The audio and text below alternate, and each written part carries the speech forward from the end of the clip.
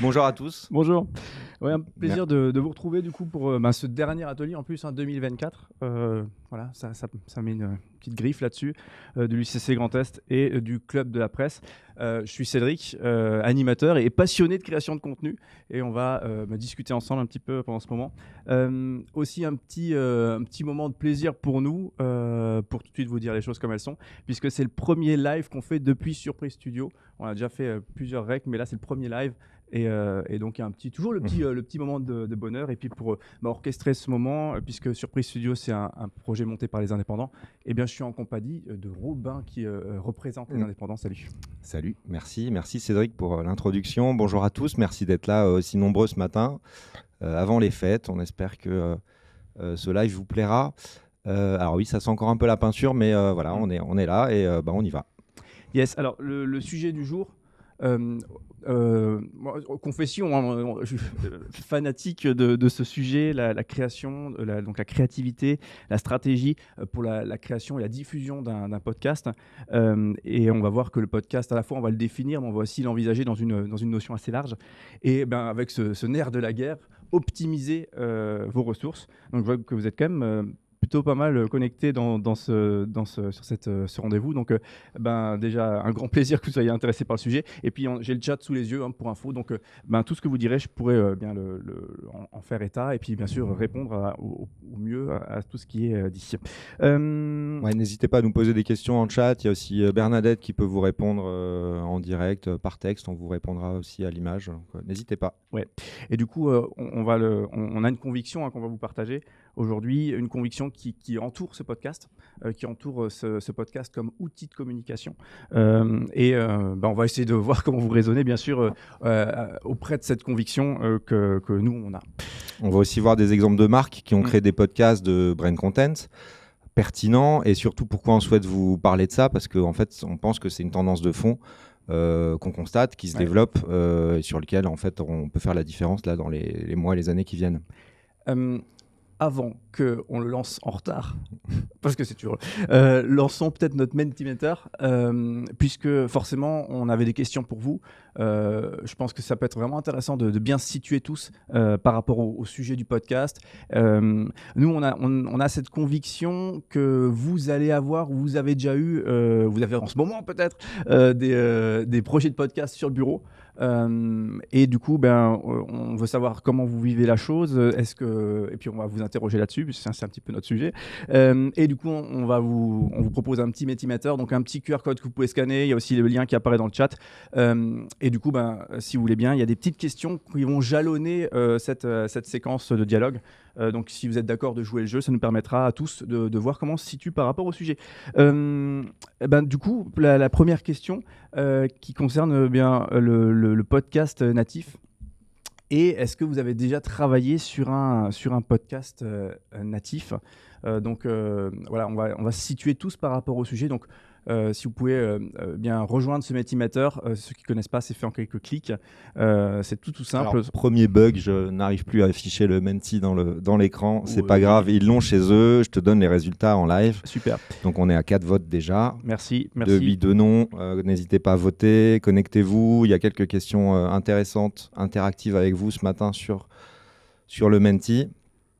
Yes.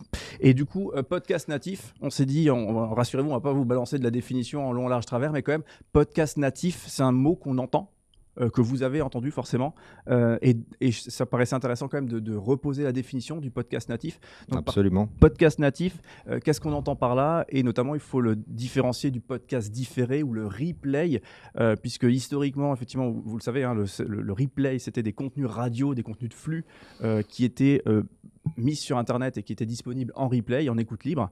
Et le podcast natif ne s'inscrit pas dans ce modèle-là. Ce n'est pas un contenu qui est radiodiffusé, c'est un contenu qui est créé uniquement pour une diffusion web.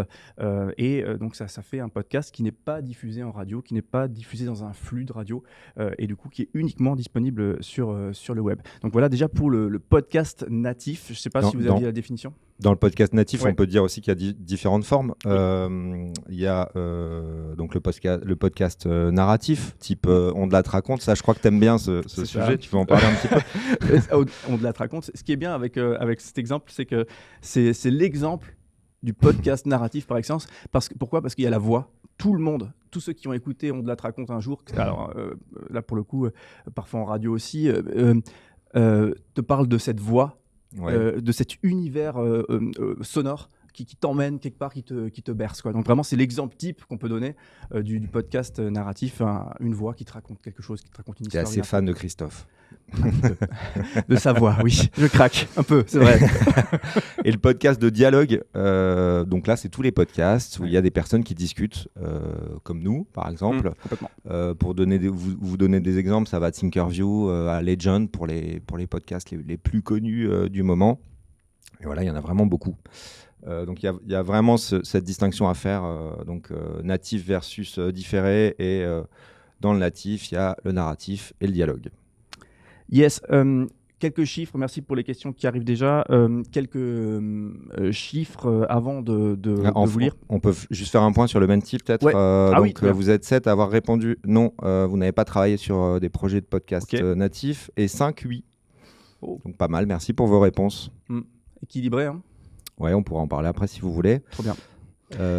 Passons aux chiffres. Ouais, on s'est dit, parce qu'on entend beaucoup parler, je sais pas si tu as cette sensation, Robin, mais je trouve on entend beaucoup parler du podcast natif, enfin j'ai l'impression, et on s'est dit on va quand même chercher quelques chiffres, et sincèrement, moi le premier, quand tu as sorti les chiffres qui correspondent clairement à l'intuition que j'ai chiffre fou. Chiffre fou, allez on y va, c'est là. 200 millions. 200 millions, c'est quoi ? C'est le nombre de podcasts écoutés par mois en 2024 en moyenne sur l'année de 2024. Donc c'est des chiffres Arcom, anciennement SACEM. Je vous les mets à l'écran. Ouais, Arcom, anciennement CSA. CSA, pardon. Ouais, et SACEM, effectivement. Ouais. SACEM, je dis n'importe quoi. Ouais, c'est ça. On continue, après 42%. Donc ce qui est intéressant, c'est de voir qu'ils étaient on était 37% en 2023 et 22% en 2019 seulement. Donc la progression sur 5 ans est énorme. On a doublé le nombre de personnes, de Français qui écoutent des podcasts. Ouais, mais moi, sincèrement, j'ai trouvé ce chiffre fou. Le 42% des Français écoutent des podcasts. Moi, je sais que c'est mon habitude, mais je savais que ça se démocratise très largement, mais je ne pensais pas que c'était aussi puissant que ça. Ça fait 27 millions de personnes qui écoutent des podcasts, mais il faut surtout qu'on parle de fréquence d'écoute, parce qu'en fait, c'est bien beau de dire qu'on écoute des podcasts. Ce qui nous intéresse, c'est la fréquence d'écoute pour bien comprendre. Alors, sur cette année 2024, 28% des Français au global écoutent des podcasts de manière hebdomadaire. Donc, ce n'est pas 28% des 42, c'est vraiment 28% des Français écoutent des podcasts d'une manière hebdomadaire, ce qui nous fait un Français sur 4. C'est un chiffre qui est plutôt intéressant, on trouve. Yes, et en même temps que je t'écoute, je lis la question de Cécile, sauf erreur. Et je ne suis pas forcément certain de comprendre la question. Donc Cécile, si possible de donner des précisions, puisqu'on va parler de l'économie, si c'est la question, l'économie du podcast, entre le sponsoring, entre l'annonceur, entre le podcast qui est porté par une marque,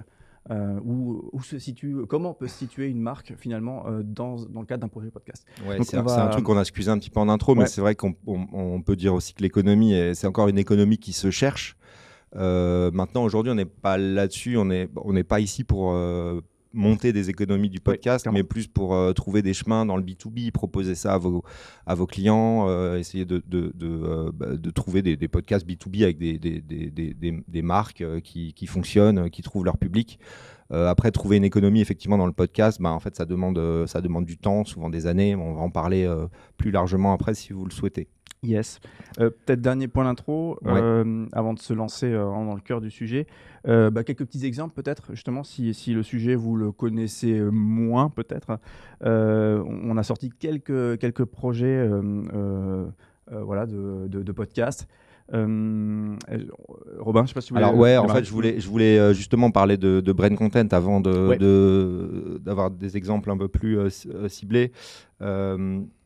Donc c'est un premier exemple, c'est Scandale, Madame Figaro. Donc c'est un podcast un peu, donc très clairement, c'est Voici porté en podcast. C'est un podcast plutôt chouette qu'on vous propose sur la route des vacances, c'est plutôt pas mal.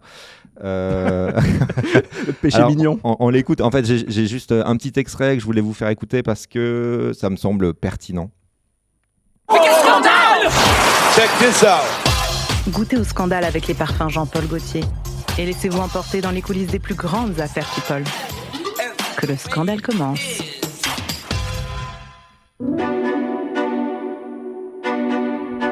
Madonna est sortie avec Sean Penn, Warren Beatty, le rappeur Vanilla Ice, le basketteur Dennis Rodman, le réalisateur Guy Ritchie et le rappeur Tupac. Vous ne vous en souvenez sans doute pas, et c'est pas grave. Comment les chemins de ces deux artistes se sont croisés ? Pourquoi, à l'époque, personne n'a rien su de leur relation ? Bienvenue dans Scandale. Kylie Jenner and Timothée Chalamet make their first public appearance. Voilà, donc l'exemple est parlant parce qu'en fait on a un podcast qui s'appelle Scandale par Madame Figaro, donc on a une association de marques et en fait le sponsoring est fait par Jean-Paul Gaultier avec le parfum Scandale, et donc là on est typiquement dans une extension, alors c'est plus du parrainage d'émissions, un peu comme ce qu'on peut voir à la télé, mais en fait c'est un contenu qui me semblait intéressant et qui fonctionne bien, parce qu'en fait il y a beaucoup de sonores, une image de marque qui est très marquée. Voilà, on continue les exemples. Ouais, complètement. Donc on avait le Faubourg des Rêves, donc là c'est un podcast qui est proposé par Hermès. On vous invitera à l'écouter, on vous donnera les liens de ça en commentaire ou à la suite du live si vous le souhaitez. Et un autre podcast qu'on aime bien, qui était une collab entre Amplifon et le podcast Vulgaire. Je l'ai encore écouté dans la voiture ce matin en venant, pas cet épisode-là. Et Vulgaire, c'est vraiment donc j'ai découvert le projet au Paris Podcast Festival en 2023. Elle, c'est vraiment une artiste, une créatrice qui porte ce podcast Vulgaire, qui est vraiment super cool si vous voulez découvrir, essayer. Vous n'avez jamais consommé de podcast. C'est de la vulgarisation. Ouais, c'est de la vulgarisation. C'est ça l'idée. Elle parle beaucoup des thématiques de la femme, mais pas que. Et donc de la vulgarisation, puis elle est très drôle. Voilà, ça c'est son. Et elle arrive à faire passer. D'ailleurs, il y a des séquences pubs. J'ai entendu une pub pour Darty ce matin dans la bagnole, et elle arrive à faire passer une pub pour Darty comme un moment cool, quoi. Autant dire, en intégrant dans son univers. Et ça, c'est un exemple vraiment qui avait été mis en valeur par le Paris Podcast Festival 2023, plus en matière de modèle économique, parce que là, Amplifon, elle a fait un épisode, un vrai épisode, c'est pas un truc fabriqué, c'est vraiment un vrai épisode, un contenu de fond dans le cadre de sa série de podcasts sur la question de l'audition et des problèmes auditifs. Et cet épisode, elle l'a créé en partenariat avec Amplifon, qui est une marque de sonotone. Et du coup, on était vraiment dans une complémentarité stratégique sur le fond et en même temps en matière de promotion aussi, quoi. Donc un très bel exemple de, si on parle du podcast de manière générale, comment une marque s'inscrit dans un épisode spécifique d'un créateur de contenu, quoi. Donc on est vraiment dans la continuité de la marque, quelque part, en fait, dans le côté presque sensoriel du truc. Ouais. J'ai mon sonotone, je peux écouter un podcast. Ouais. Allons-y. Mais ça sonne trop juste. Tu écoutes le truc, tu te dis pas, je suis en train d'écouter une pub.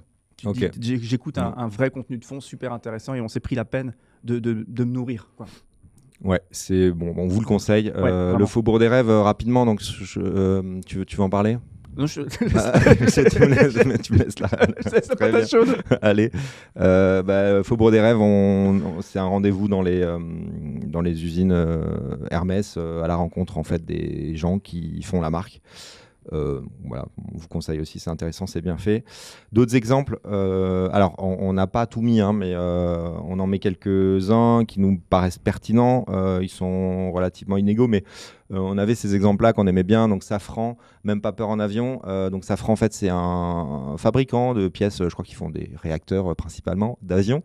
Donc le podcast Même pas peur en avion, il traite de la peur de l'avion et les innovations techniques liées à l'aviation qui sont amenées pour rassurer les voyageurs. Donc pourquoi pas, on aime bien la thématique. Merck aussi, les voies de l'infertilité au cœur de la pratique médicale. Airbnb aussi qui a fait un joli podcast qui s'appelle We Go There. À travers des interviews d'experts locaux, on découvre une destination. Donc pareil, ça donne une projection. Donc on est vraiment plus dans la projection du voyage que dans la projection du logement qu'on va trouver. Donc on trouvait ça intéressant. Il y en a d'autres. Ça pareil, Bernadette, tu pourras peut-être donner toute la liste en commentaire si tu veux. La liste qui est sur Notion d'ailleurs, tout en bas du conducteur d'ailleurs. Starbucks, Google, Nike, Spotify, ils sont nombreux. Donc voilà, il y a vraiment des choses intéressantes à faire et intelligentes surtout.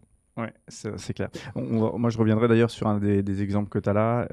Effectivement, et ce qui est cool à chaque fois, c'est de voir que c'est très créatif aussi, même dans la manière d'amener la marque dans une thématique. Ouais. C'est le principe. Hein. C'est pour ça qu'on vous montre ça, c'est d'être créatif tout en amenant une marque sans avoir la sensation d'amener, de voir une grosse pub. C'est pour cette raison-là qu'on va passer donc à la slide suivante. Pour vous parler de placement produit. Donc là, en fait, on vous a donné un exemple de cette personne, Mathias Bacchino. Alors, si vous ne le connaissez pas, en fait, c'est le directeur général Europe de Trade Republic. Donc, Trade Republic, c'est à la base un exchange pour acheter des actions ou changer des devises qui, en fait, se transforme un petit peu en banque ces dernières années, façon N26 ou Revolut. Mathias Bacchino, en fait, ils font une promo assez forte là, et en fait, il fait tout le tour des podcasts un peu business en mode, en fait, je donne des conseils financiers pour économiser de l'argent, etc. Avec une pub un petit peu induite sur Trade Republic. On écoute un extrait, si vous voulez bien. Moi, mon objectif, il est vraiment simple, et tout le monde peut le comprendre. Je crois qu'avec 5 principes hyper simples, on peut rendre 200 milliards d'euros par an aux Français de pouvoir d'achat. C'est possible, en fait. Je sais où il va votre argent. Et en même temps, je disrupte l'industrie bancaire au niveau européen depuis 3 ans avec les entrepreneurs de Trade Republic qui ont eu la gentillesse de m'embarquer avec eux. Voilà, donc c'était plutôt gros sabot un peu. Mais il a un pitch un peu agressif, monsieur. C'est bien, c'est le business, c'est comme ça. Qu'est-ce que t'en penses? Non, mais, alors, en tout cas, si on parle d'accroche, parce que souvent au début d'un podcast, il y a une accroche, monsieur tient une belle accroche. Voilà, on y est. Et j'ai un autre extrait avec ce monsieur. Alors, en fait, on s'est amusé à taper Mathias Bacchino et on se rend compte qu'il y a vraiment une dizaine de podcasts différents, donc il les a vraiment tous faits. Là, je vous montre juste un autre extrait qui me parlait. Je me retrouve toute seule à payer tous ces crédits. Il me reste 10 000 euros à payer à l'heure actuelle. J'ai pas envie qu'ils sentent ça, qu'ils disent « Mais attends, papa, en fait, t'es un tocard. » C'est un père qui, pour s'en sortir, va emprunter à des voyous. C'est compliqué de se lancer, ouais. Tu dois de l'argent à des gens, à des banques, c'est ça? À des banques et des particuliers. Je suis tellement content que tu sois venu, parce qu'au-delà de ton émotion aujourd'hui, je suis ravi de pouvoir t'aider. Merci. C'est que le début. Voilà. Un peu plus fin, celui-là. On est plus dans le coaching, façon Julien Courbet un petit peu. C'est chaud.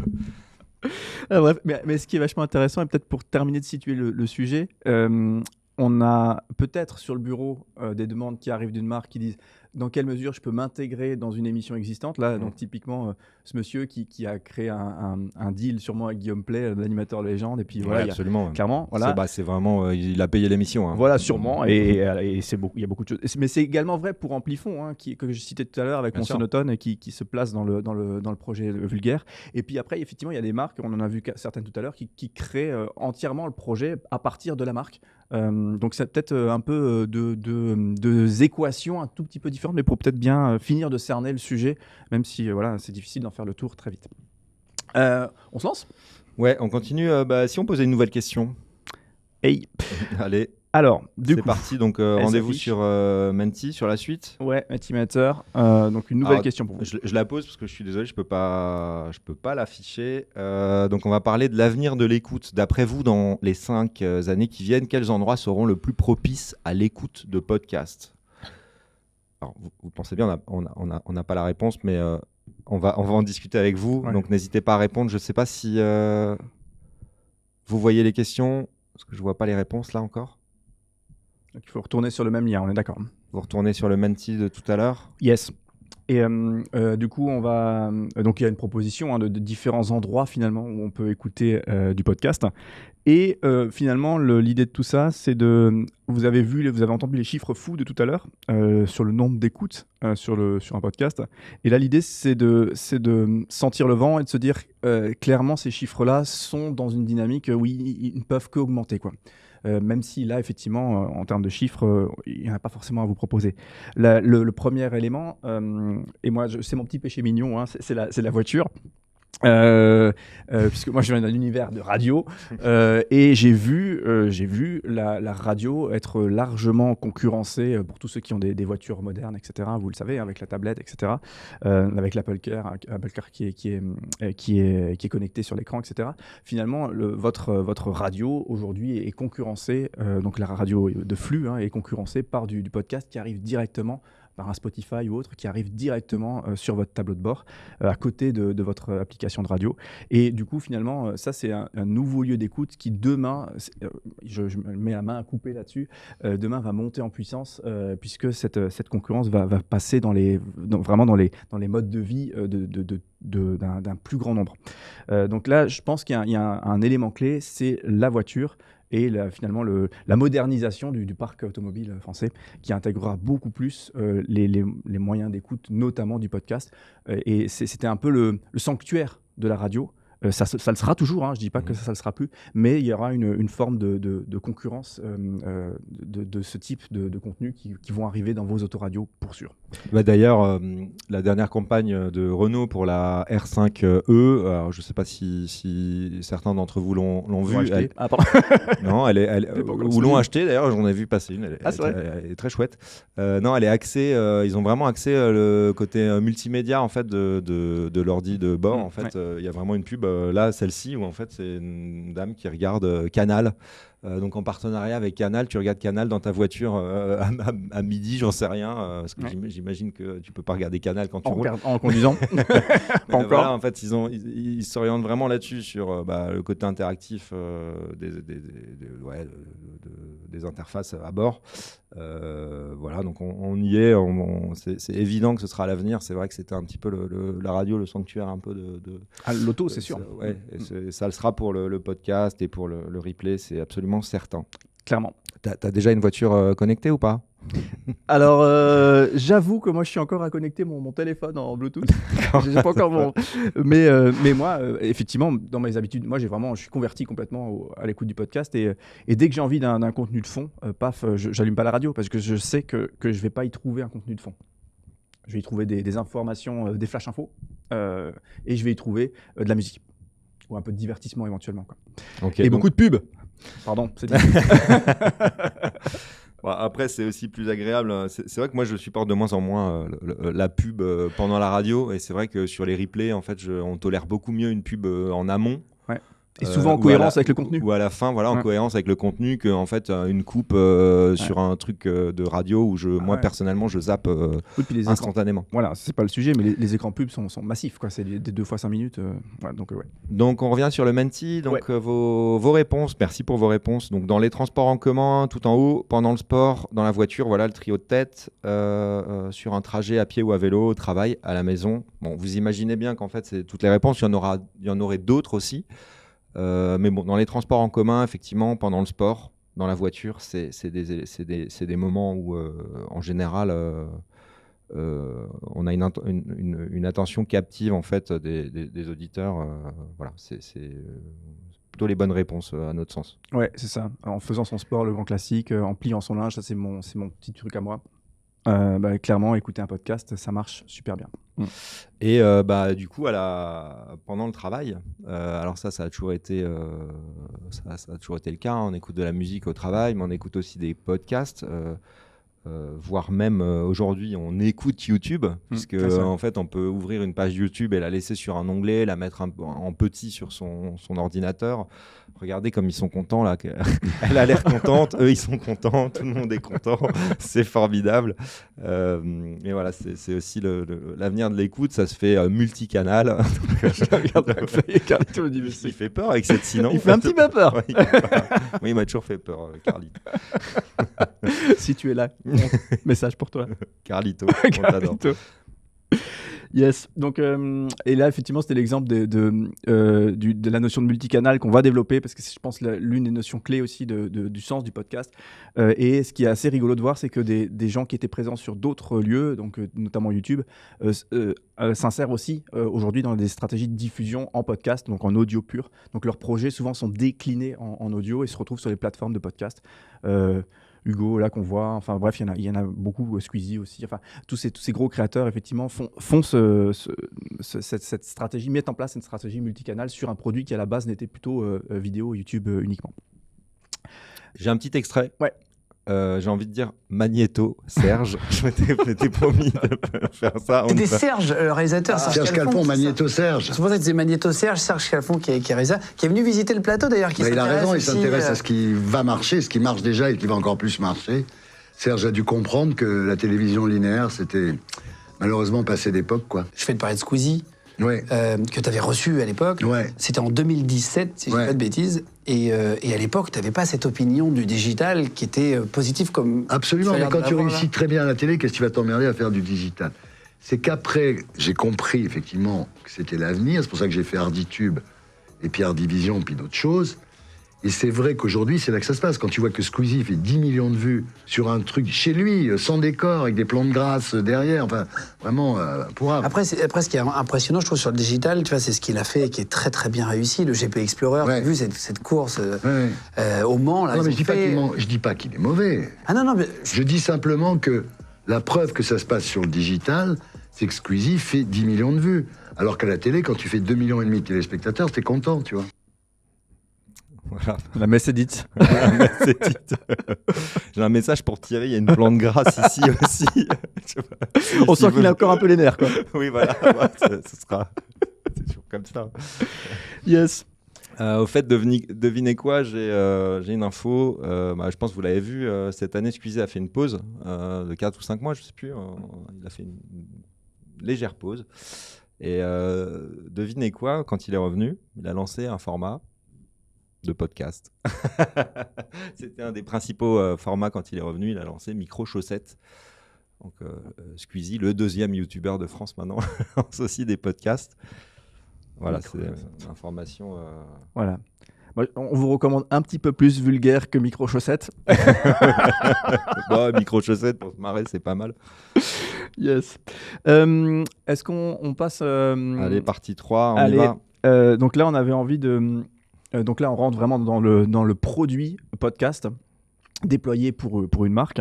Alors, encore une fois, ça ne sera pas exhaustif, etc. Forcément, mais on avait envie de mettre en avant 2 trucs qui nous paraissent vraiment deux vraiment plus-values très, très fortes, très puissantes du produit podcast en matière de communication.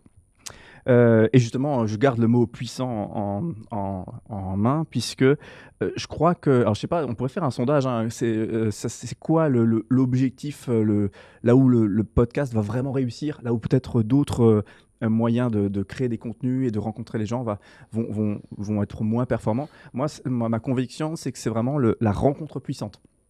C'est que le podcast, ça fait un truc un peu bizarre, mais moi j'aime bien les mots un peu bizarres comme ça. Ça fait gourou. Ouais, c'est ça. La rencontre puissante. Tu peux développer ?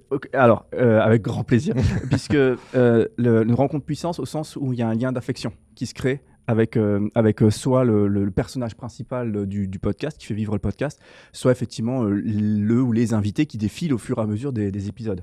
Du coup, ça veut dire quoi ? Prochaine question sur Menti, pardon, je te coupe. Ouais, bien sûr. On l'a appelé l'effet Friends. Ah oui, complètement. Voilà. Normalement, vous connaissez tous Friends, série culte de chez Culte. Ça allait chanter le générique.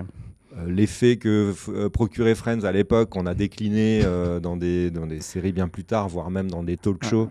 Est-ce que vous l'avez déjà développé avec un podcast ? À savoir, est-ce que vous avez développé une forme d'affection avec un podcast que vous écoutez régulièrement ? Ouais.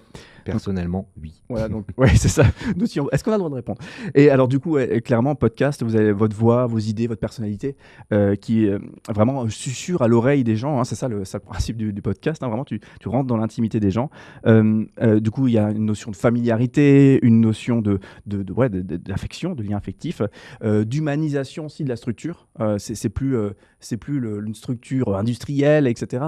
C'est des voix, c'est des personnes, c'est des projets, c'est des cœurs qui s'adressent à des gens. En vrai, ça change vraiment tout. Et qu'est-ce que ça génère ? Ça génère de la confiance, clairement. Et ça génère, et ça c'est ma conviction, du taux de conversion beaucoup plus puissant que sur d'autres canaux. Voilà. Tu vas être un peu déçu du sondage. tu veux les chiffres ou pas ? Ouais, fais-moi pleurer. Ils sont 7 à répondre non, et 8 maintenant, et une personne oui. Ok. Alors, donc 2 avec moi, 3 avec. Ouais, mais si vous n'avez pas assez écouté de podcast, c'est sûr. Moi, je vous conseille 2 heures de perdu. C'est un des podcasts de cœur qui parlait cinéma pour développer un lien, une forme d'affection avec des narrateurs. On s'est bien marré. Malheureusement, il s'est arrêté cet été. C'était après 5 années de podcast hebdo, mais voilà, je trouvais un bel exemple à vous donner pour vous parler de ça. Yes. On continue ? Yes, je vais continuer, juste prendre une ou deux questions, puisque que pensez-vous de la vidéo dans les podcasts ? Oui, on aime, on pense que c'est intéressant, on pense que ça ouvre du multicanal, et on va justement en parler juste après. Comment faire connaître son podcast natif ? Là, on connecte avec la notion de l'objectif de son podcast. Souvent, on se trompe en mesurant la réussite de son projet de podcast avec l'audience. Ça peut être vrai, mais ça peut être faux aussi si l'objectif c'est pas l'audience, si l'objectif c'est par exemple un podcast interne dans une boîte qui vise plutôt à humaniser certains. Voilà, il y a plein de situations où l'audience c'est pas la bonne manière de mesurer la réussite de son podcast. Après, effectivement, pour un podcast qui s'adresse à un grand public, il y a une notion de déploiement, ça forcément vous le savez très bien. Et pas d'effet Friends pour le dernier commentaire. Alors moi, je vais juste vous partager un effet Friends, à quel point c'est puissant. J'ai écouté un podcast, j'ai été scotché, j'étais dans le train, je voulais juste, curieux, Papa Pèlerin, je crois que ça s'appelle ce podcast. Ça parle d'entrepreneuriat et de parentalité. Je suis dedans. Et l'invité, c'était un certain Luc, j'ai oublié le nom, qui avait été directeur général d'une boîte qui s'appelle Euromédia, vous connaissez peut-être. Et j'étais scotché, j'ai écouté 1h30 de podcast, autant vous dire, j'ai scotché de début à la fin, presque tout mon trajet de Strasbourg-Paris. Après, j'étais tellement scotché que le gars, Luc, je suis allé le chercher sur LinkedIn, je l'ai contacté. On a fait une petite visio ensemble. Et en fait, dans la visio, sans le faire exprès, le gars, je pense qu'il a 70 ans aujourd'hui, je l'ai direct tutoyé. Alors que normalement, je fais un peu gaffe à ce genre de truc, tu vois. Je l'ai direct tutoyé. Pourquoi ? Parce que j'avais mal pris. Non, pas du tout. Il était très, très sympa. Mais en fait, parce que moi, j'avais passé 1h30 avec lui. J'avais passé 1h30 avec lui, il m'avait parlé, il m'avait vraiment, en plus, dans son intimité, dans son expérience, etc. Donc moi, j'avais l'impression de super bien le connaître, d'avoir passé un dîner qualitatif avec lui. Bon, lui, c'était pas son cas. Voilà, donc il me connaissait pas, mais il a été très sympathique quand même. Voilà, c'est le fameux phénomène, alors j'ai oublié le terme, mais le phénomène qui est que dans un sens quand tu développes le principe d'être fan de quelqu'un, et en fait quand tu arrives devant cette personne, il te connaît pas lui. T'as l'impression de le connaître et lui il te connaît pas, et du coup ça crée un déséquilibre assez fort. J'ai vécu ça malheureusement en vrai, mais voilà. Bon après, ça arrive aussi dans le podcast. On parle collaboration ? Yes, deuxième point vraiment que je trouve très très fort dans le podcast, c'est la collaboration. Donc concrètement, qu'est-ce que ça va permettre de faire un podcast ? Ça va permettre, notamment dans une discussion comme on a là, on peut faire intervenir des experts, des partenaires, des fournisseurs, des clients. Enfin, on peut tout son écosystème finalement peut intégrer le projet de podcast, avoir une prise de parole dans ce projet-là. Après, bien sûr, tout dépend du projet, etc. Bien entendu. Mais ce qui est formidable, c'est qu'après tout ça viendra aussi non seulement nourrir le fond, on va avoir un contenu puissant, un contenu fort, un contenu très intéressant pour l'audience qui est visée par ce projet-là. Mais en plus de ça, on aura des stratégies de diffusion qui vont d'un seul coup s'ouvrir grâce à ces collaborations, puisqu'on pourra aussi s'inscrire dans les canaux de diffusion des personnes qui participent à ce projet, qui s'inscrivent dans ce projet, donc ces fameux experts, ces partenaires, etc. etc. Ce fameux mot que j'aime bien, moi, phagocyter les réseaux, mais c'est un moi, je ne comprends pas ce mot. Je suis désolé. Ouais, désolé. Non, mais tu peux l'expliquer rapidement en 5 secondes. Ouais, phagocyter, c'est finalement c'est apparaître sur les réseaux des autres, mais de manière tout à fait cohérente, quoi. Okay. Et ça permet de ramener vers ses propres réseaux à soi, quoi. Donc le podcast est vraiment un outil, je pense, très très puissant pour collaborer et faire naître une diffusion aussi en synergie. Mieux que phagocyter. Et le deuxième point, et ça c'est assez magnifique, ce deuxième point, je l'aime beaucoup, parce que le podcast, c'est un moment aussi de très fort qu'on vit quand on est autour du plateau.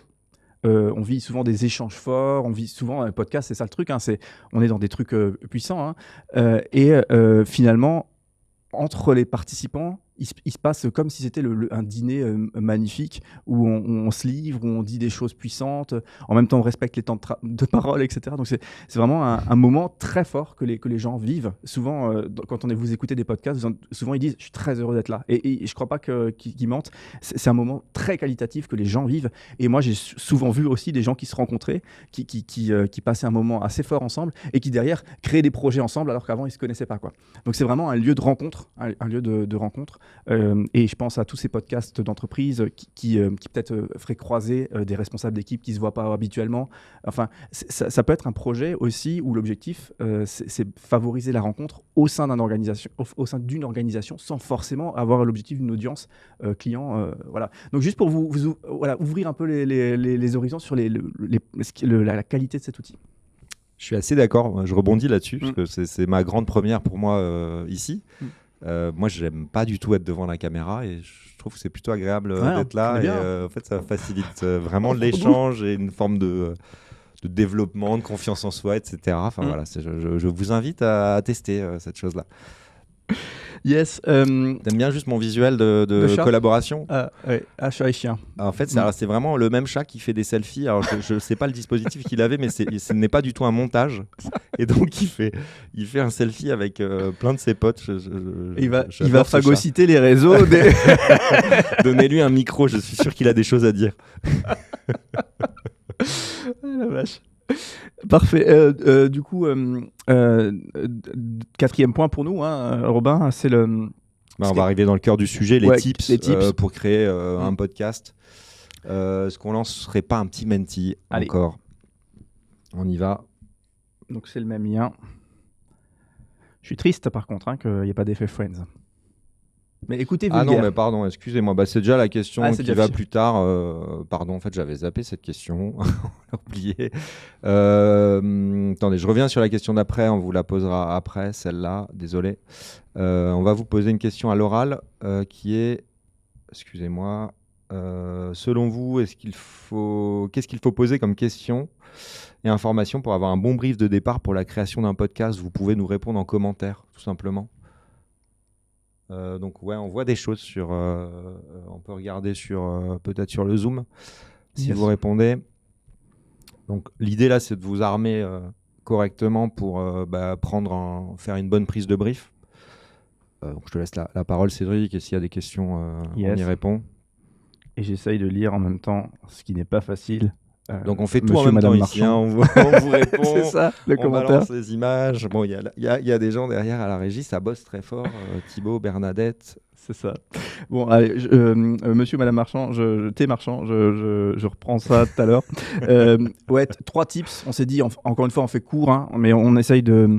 On s'est dit, tiens, donnons ce qui nous paraît être le plus essentiel. Voilà. 3 tips si vous avez un projet de podcast qui arrive sur votre bureau. Voilà. Ça, sincèrement, ça va vous paraître bateau, mais l'objectif. Et en vrai, c'est bizarre parce que y a peut-être le podcast, c'est peut-être la sensation, on pourra y revenir, que ça se fait facilement. Ouais. Et du coup, moi j'ai déjà vu des équipes de com qui débarquaient, qui avaient plein d'idées sympas et tout ça.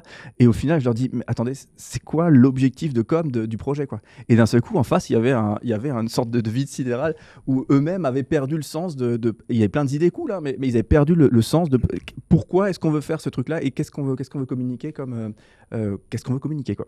Donc, pardon, mais ça arrive à peu près dans tous les trucs de création, enfin toutes les étapes, peu importe le format, enfin des boîtes qui veulent se tourner vers la vidéo sans trop savoir pourquoi. En fait, je veux une vidéo pour ma boîte. Ils savent pas pourquoi. Enfin, du coup, nous, les premières questions qu'on pose, c'est quoi votre cible et c'est quoi le média employé, le médium. On cible qui, quand. Voilà. C'est des questions qui reviennent tout le temps, mais c'est vrai que quand on arrive avec les clients ou avec les personnes qu'on a en face, c'est gros classique.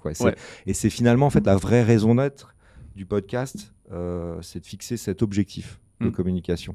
Ouais, clairement. Et quand tu as le nez dans le guidon, en vrai, quand tu penses à tes propres projets, ou des fois, toi-même, tu arrives plus à faire émerger des objectifs, c'est assez rigolo, quoi. Donc, c'est une vraie question qu'il faut reposer et qu'il faut toujours avoir vraiment en feuille de route. Le public cible aussi.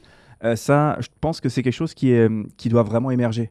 Et ce qui est très très cool avec le podcast, c'est souvent le podcast est très très authentique dans la formulation de son intention. C'est-à-dire que l'orateur va dire c'est ça le contexte, on va vous proposer ça, vous allez vivre ça, c'est pour tel type de public, c'est pour vous qui avez des problèmes d'audition. Donc souvent il y a un truc très, il y a aucun problème en fait, on te dit si c'est pour toi ou c'est pas pour toi et c'est pas un souci quoi. Et donc il faut bien cibler son audience, il faut pas qu'il y ait un flou là-dessus. Moi j'ai découvert en préparant en ce moment le podcast de Merck. Et sincèrement, moi j'ai écouté l'épisode 3. Je suis pas sûr que. J'ai une question moi, pour la personne qui a créé ce podcast, même si le sujet me plaît beaucoup. C'est qui est ciblé par ce projet? Vous irez l'écouter, peut-être vous avez la réponse.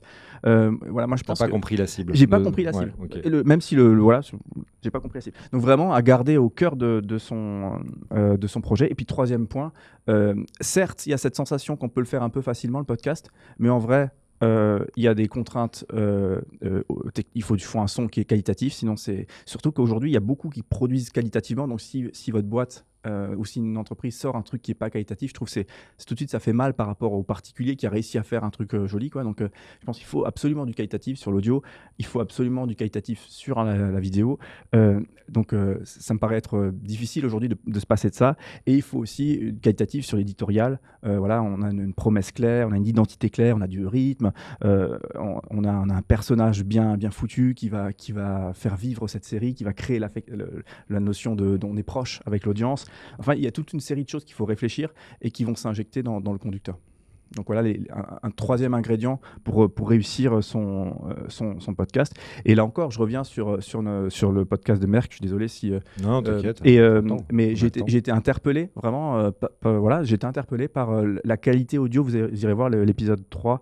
La qualité audio, je pense qu'ils ont fait ça en visio, et puis ils ont pris le son de la visio comme ça, alors qu'aujourd'hui il y a plein de solutions pour enregistrer un son à distance bien plus qualitativement que ça, et en fait t'écoutes ça en voiture, ça va pas.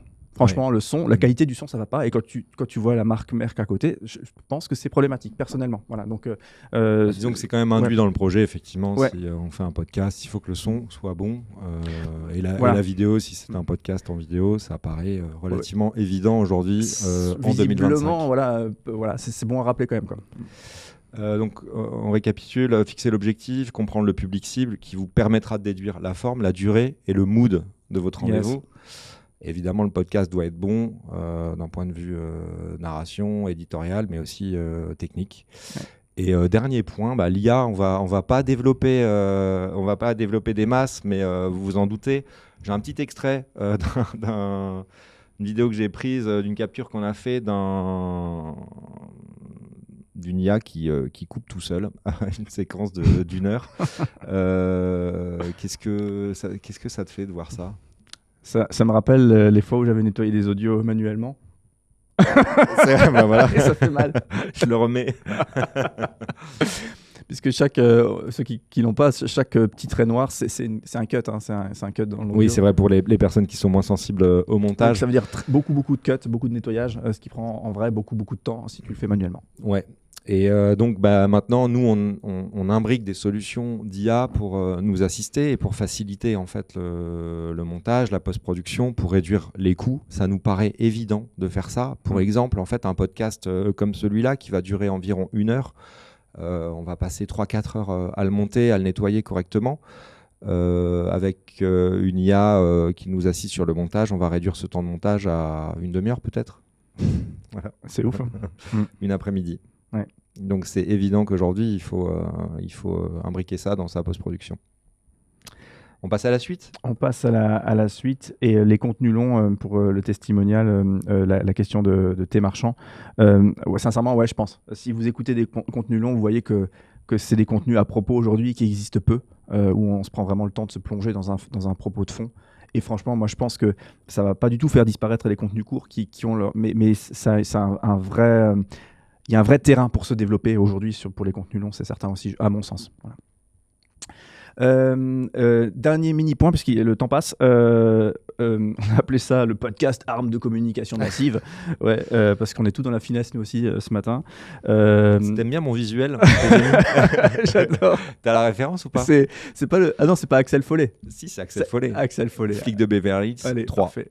Formidable. Le 3. Il a une espèce d'énorme machine qui fait micro-ondes, bazooka en même temps. J'aimais bien l'image. Et ça donne envie d'écouter un podcast sur comment ils ont eu l'idée de faire un truc comme ça pour le flingue. Qui était l'accessoire ici sur ce film. C'est ça, c'est parfait. C'est parfait. Donc, arme de com massive, qu'est-ce que ça veut dire pour nous? Alors là, c'est que des hypothèses, c'est bien sûr à affiner en fonction des projets, etc.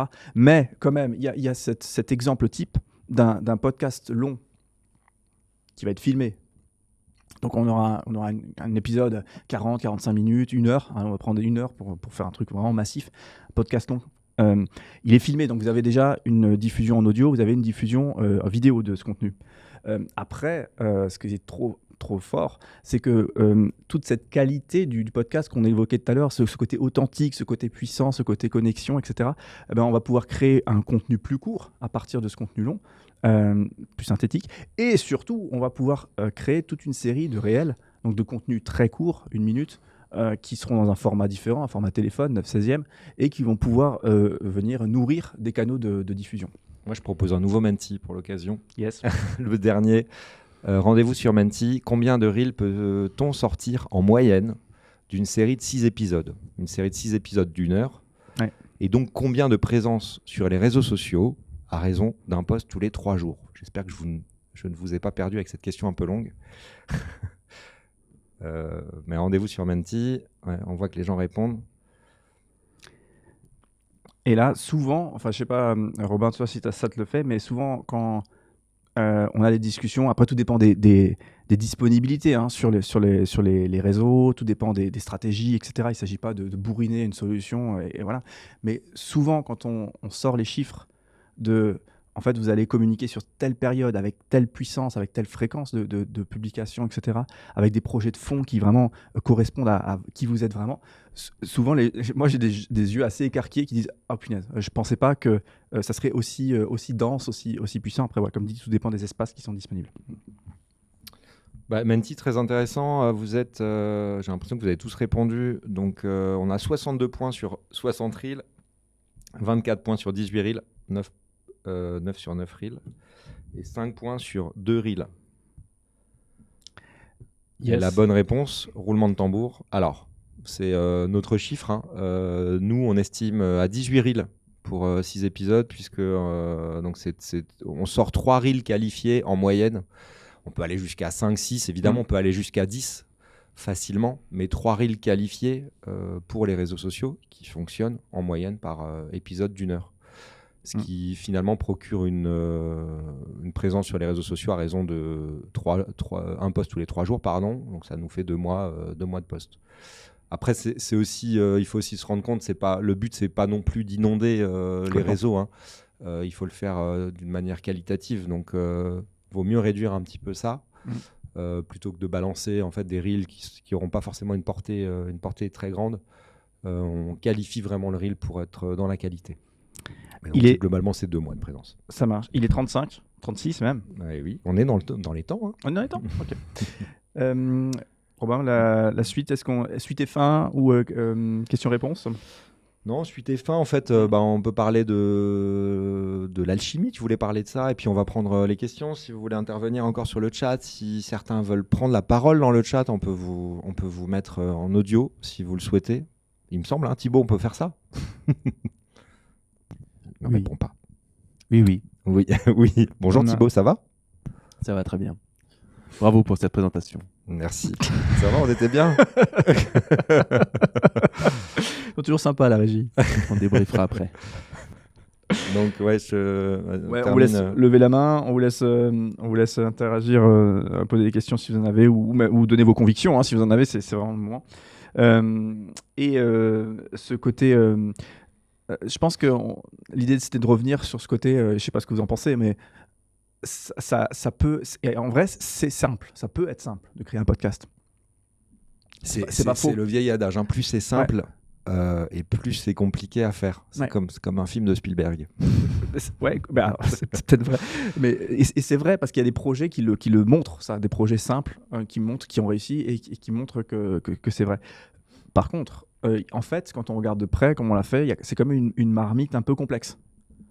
Créer son podcast, qui vient réunir des contraintes audio, des contraintes vidéo, beaucoup de contraintes éditoriales et stratégiques sur voilà, comment je me positionne, qui je vise, comment j'arrive à viser ces gens, qu'est-ce que je crée comme projet aussi, comme un média finalement, hein, comment je donne de la saveur à mon contenu, comment est-ce que je crée un contenu qui donne envie d'être regardé, et avec ce rythme, avec la rétention d'audience, etc., etc. Donc on se rend compte qu'il y a quand même des vrais enjeux et du coup, en fait, je ne sais pas si c'était le bon mot, mais il y a une sorte de pluralité d'expertise qu'il faut quand même à un moment donné rassembler dans une marmite pour faire émerger, je crois, un projet. C'était ça le mot alchimie. Hein. C'est ton mot, hein. Tu te démerdes avec un moment. C'était bon. Mais, franchement, je crois que c'est quand même une petite synthèse là, que j'ai. On a Eric. Bernadette me fait des signes, mais je ne comprends pas. C'est ça. On a Eric qui lève la main. Fait des trucs comme ça. Si Thibaut, on peut envoyer peut-être Eric dans l'audio. Ah, ok. Quelqu'un. Ou Eric, si tu peux démuter ton micro, tout simplement.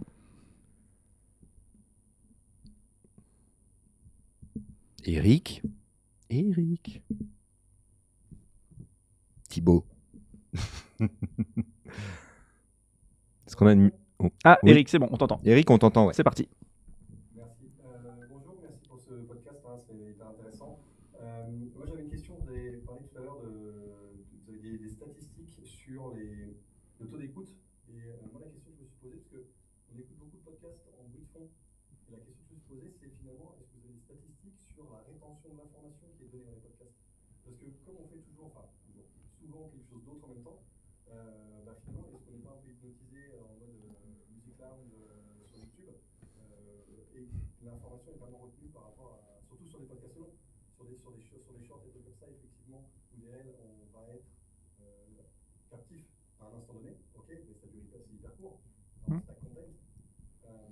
Voilà. Alors, pour les chiffres qu'on vous a donnés, c'est donc les écoutes comptabilisées déjà, c'est à partir de 1 minute d'écoute. Donc l'ARCOM fonctionne comme ça. Donc c'est 1 minute d'écoute, 59 secondes, ce n'est pas comptabilisé comme une écoute. À partir de la 60e seconde, c'est une écoute. Donc après, on vous a pas donné les chiffres avec rétention, mais je ne sais pas si on pourra vous donner l'enquête ARCOM en commentaire peut-être. Je crois qu'on a un lien, Bernadette, là-dessus, pour approfondir le sujet. Après, c'est un sujet, on peut en parler effectivement pendant des heures. Ce truc-là, c'est hyper intéressant. Toi, tu as des infos sur la rétention? Alors, le chiffre, je ne l'ai pas, mais quand même, pour nuancer l'idée que le réel va venir impacter là où le podcast va être un contenu de fond. Je comprends, hein, j'entends, moi aussi j'écoute de la musique lounge, c'est juste à certains égards. Par contre, le réel va être swipé, va être fondu dans un tunnel de réel, hein, et du coup, l'info aussi. Alors que dans un podcast, il y a quand même cette info qui s'imprègne, qui se fixe à vous. Voilà, il se passe autre chose en matière de connexion au sujet. Quand on écoute un podcast, que quand on swipe sur Insta ou sur TikTok, quand on passe d'un contenu à l'autre. Donc, je dirais, je comprends, mais je pense pas que ça puisse dire que le podcast est moins puissant. Au contraire, sincèrement, je pense que s'il y a vraiment une qualité du podcast, c'est qu'à un moment donné, ça se connecte. Ça se connecte à l'audience, même si certains vont l'avoir en bruit de fond sans l'écouter, mais je pense que c'est assez marginal. Ce sera plus de la musique alors. Ou une télé ou un truc comme ça. Ouais, mais en fait, finalement, mais c'est une super bonne question, hein, et merci. Ouais. Mais c'est vrai que ça s'applique un peu à tout dès lors qu'en fait on fait quelque chose. Alors, nous, on est persuadés aussi que par rapport à ça, type le podcast, on l'écoute beaucoup dans les transports en commun quand on est dans une forme de bulle. Ou quand on fait son sport par exemple, on est assez persuadé que finalement il y a une qualité de l'audience qui est vraiment plus grande que sur des écoutes un peu traditionnelles de musique ou justement un visionnage YouTube par exemple. Ouais.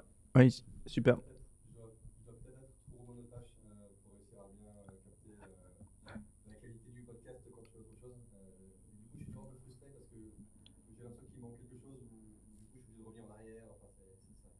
Ouais.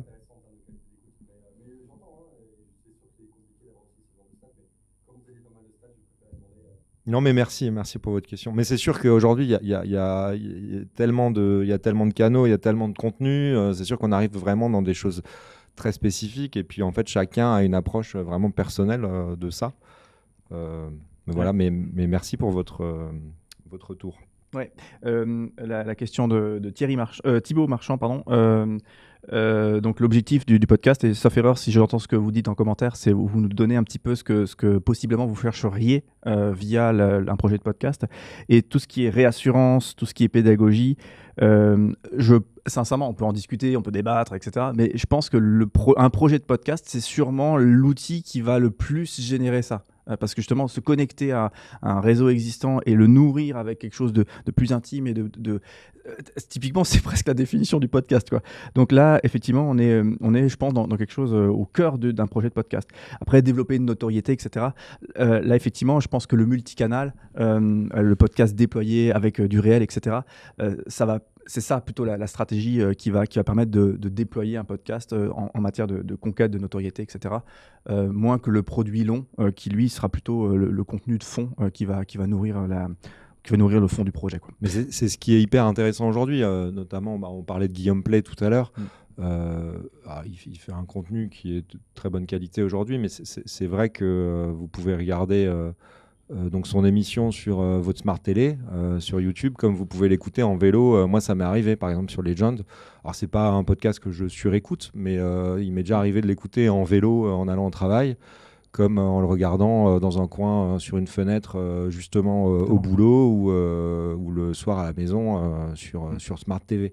Donc, c'est là où ça devient intéressant. Effectivement, on parle de podcast déployé. Et dans le déploiement, c'est là où il a une force sans pareil. Ouais, parce que souvent, je sais pas toi, mais moi j'ai mes contenus qui arrivent sur les réseaux sociaux, donc j'ai des extraits d'émissions de Guillaume Play et compagnie, enfin de plein de contenus en fait. Et c'est certains contenus parmi ces plein de contenus que j'ai, certains de ces contenus, je vais aller regarder les contenus longs parce qu'ils m'ont particulièrement interpellé. Donc le contenu long, finalement c'est le point de chute, quoi. C'est le point de chute du réel qu'on trouve sur les réseaux. Voilà, et le call to action, souvent ça va être paf, tu veux tout savoir, tu veux tout découvrir, tu veux vivre vraiment cette expérience de dialogue avec cette personne. C'est simple, le lien elle est là, et c'est là qu'effectivement dans une stratégie de déploiement de notoriété, je pense que le multicanal c'est la clé pour vraiment déployer le podcast dans ce genre de stratégie. Est-ce que c'est pas la solution aujourd'hui pour faire du multicanal vraiment la moins coûteuse en fait finalement? À mon sens, franchement, je pense. Enfin, il faudrait discuter, il faudrait machin, mais je pense que c'est tellement. Je pense oui, clairement. Ouais. On est sur un oui. Non, mais ouais, et je pense même largement. Mais ça joue aussi parce qu'il y a un moment authentique, un moment fort. S'il est bien construit, s'il est bien amené, si on a réfléchi à comment est-ce qu'on va le faire. Mais à un moment donné, dans cette discussion, il y a des gens. Moi, j'ai déjà fait des tafs avec des directeurs de boîtes, etc. En vrai. Face cam et tout ça, ils étaient politiques, ils étaient machin, ils étaient pas très intéressants en fait, ils étaient pas sexy, quoi. Et d'un seul coup, lâchés dans un cadre podcast, ils devenaient passionnants les mecs. Et en fait, d'un seul coup, donc on avait un contenu long passionnant, et à partir de ce contenu long passionnant, on avait toute une série de petits contenus vraiment intéressants, et en fait beaucoup plus intéressants que les petits contenus qu'on aurait créés tout seul, juste avec je vais parler au pluriel, avec ces dirigeants. Voilà. Donc je sais pas si ça vous parle. Mais venez. Est-ce que vous voyez êtes les bienvenus en tout cas. On a hâte d'entendre vos briefs. Est-ce qu'il y a encore des questions sur le chat? Est-ce que des gens veulent prendre la parole? Est-ce qu'on sait ou pas? Je regarde s'il y a des mains qui se lèvent. Paf. Merci en tout cas pour vos questions, vos interactions avec nous sur Menti et sur ce chat. Si on a terminé, en fait, on va rendre l'antenne. Alors, je vais donner la parole à Anka. Je voudrais juste remercier donc Cédric déjà d'être venu si tôt ce matin, parce que c'était un petit peu d'install aussi. Toutes les personnes à la technique, Bernadette, Pierre, Kiki, Thibaut surtout. Voilà, merci pour vous avez fait des prouesses en très peu de temps. Et Marie de l'UCC et Anka du Club de la Presse. Donc Anka, si tu veux prendre la parole, c'est avec grand plaisir. Et on te remercie chaleureusement.